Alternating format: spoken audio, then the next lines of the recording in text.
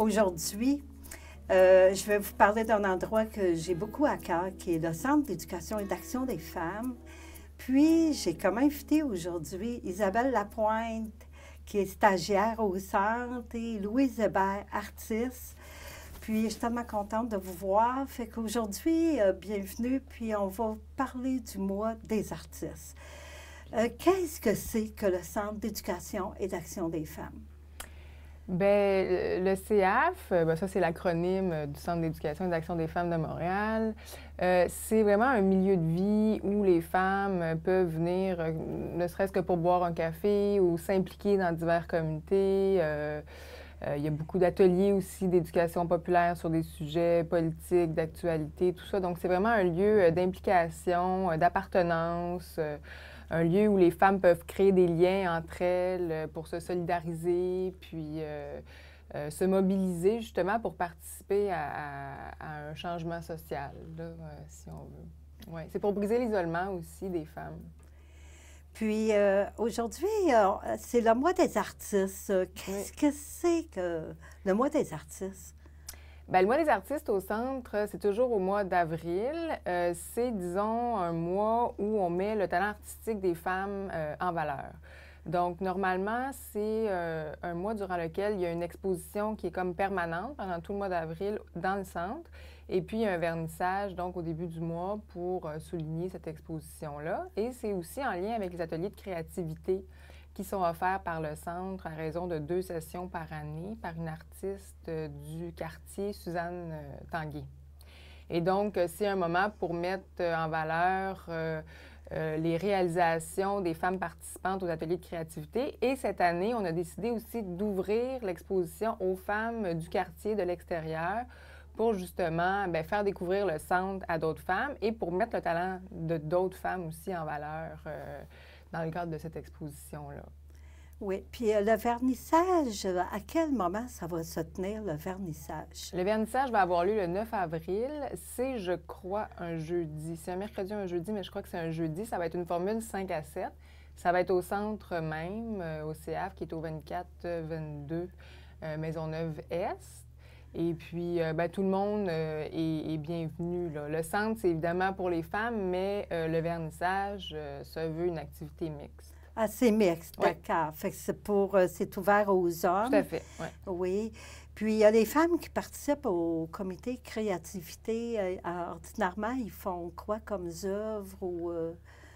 Ça, c'est toujours sous la thématique avec les travailleuses. Louise, qui est l'artiste en charge des ateliers de créativité, élabore une idée qui va guider un peu les femmes dans leur création artistique, aussi en lien avec certaines revendications ou certains enjeux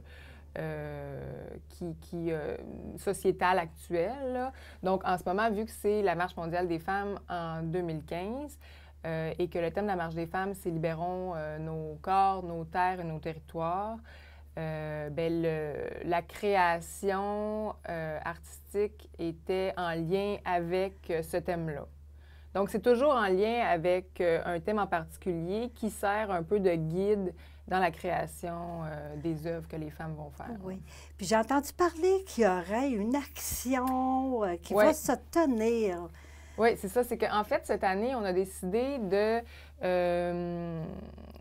dynamiser le mois des artistes, là, de dépasser le cadre de l'exposition, du vernissage pour explorer d'autres facettes artistiques. Et on a décidé de faire, on a créé un comité, donc Mois des artistes, dans lequel on a décidé de faire une prise de parole collective dans l'espace public, entre femmes. Donc, c'est en collaboration avec une artiste qui s'appelle Sophie Castonguay, qui a élaboré une action artistique qui s'appelle « Prêter l'oreille » et qu'elle adapte à différents enjeux. Et là, c'est vraiment... c'est dans le cadre d'ateliers d'écriture avec elle, avec Sophie Castonguay, que les femmes vont créer elles-mêmes leur propre discours qui va se vouloir revendicateur, libérateur. On a envie de parler de nos indignations. de comment on se sent dans la société, bref, de plusieurs enjeux importants. Et à partir de ce discours-là qu'on va créer, Sophie, qui est l'artiste, va faire un montage sonore qu'elle va mettre par la suite sur des iPods et on va désigner un lieu public qui va avoir une certaine symbolique pour nous. Et on va donc tous se rencontrer là, toutes les femmes qui vont faire cette action-là. On va mettre nos écouteurs et en même temps, on va peser sur play. Et là, toutes les paroles qu'on va entendre, et le montage va être fait en fonction de nous donner le temps de les répéter. Donc, tout ce qu'on va entendre, on va le répéter à haute voix ensemble. Donc, ça va vraiment être on va parler d'une même voix dans l'espace public, tout ensemble. C'est vraiment... Moi, j'ai pu faire cette action-là à quelques reprises, là, dans différents contextes, là, puis c'est vraiment...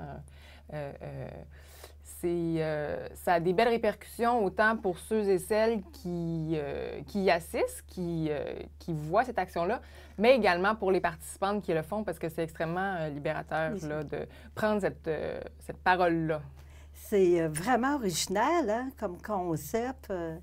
Oui, c'est vraiment un beau concept. Ouais. Oui, puis on espère qu'il va y avoir beaucoup de monde qui vont y aller aussi pour... ça va dépendre des lieux, du lieu où ça va se faire, hein, c'est ça? Oui, exactement.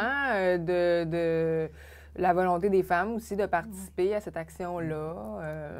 Je pense qu'on devrait être une bonne vingtaine, là, ou, enfin, on verra, là, mais peu importe, même si on est 10, ou l'action va se faire, puis...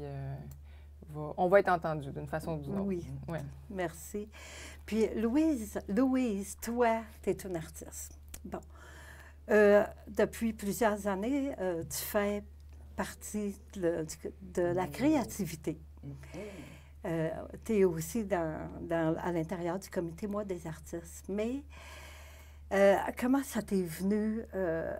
Parce que je sais que tu fais beaucoup d'œuvres. Est-ce que tu peux nous parler des œuvres que tu fais?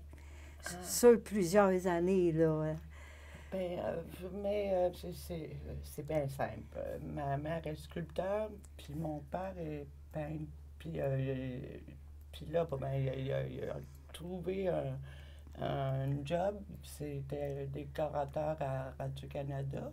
On avait une telle liberté. Puis c'est ça. À un moment donné, au CF, un dîner, là. Oui.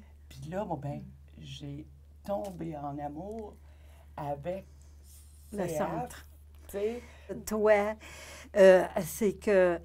c'est par les œuvres que tu fais, par la sculpture. Je sais que tu fais tellement de beaux dessins. Tu as un don naturel. En tout cas, bravo, Louise. Oh, puis... bravo pour ton implication au centre depuis plusieurs années. Puis je reste là jusqu'à la mort. Oui, bien, merci beaucoup à toutes les deux d'être venues à l'entrevue. Puis beaucoup. aussi, l'invitation est lancée pour Parfait.